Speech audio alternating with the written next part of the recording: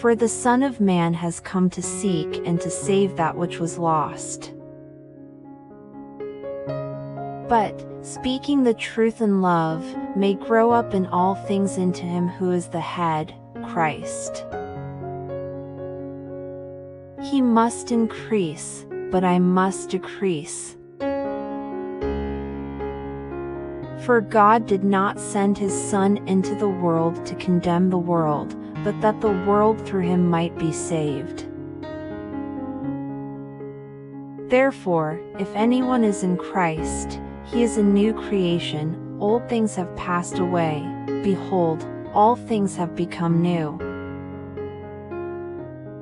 For unto us a child is born, unto us a son is given, and the government will be upon his shoulder.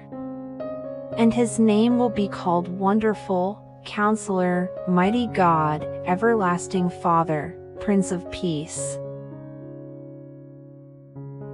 Therefore let it be known to you, brethren, that through this man is preached to you the forgiveness of sins, and by him everyone who believes is justified from all things from which you could not be justified by the law of Moses.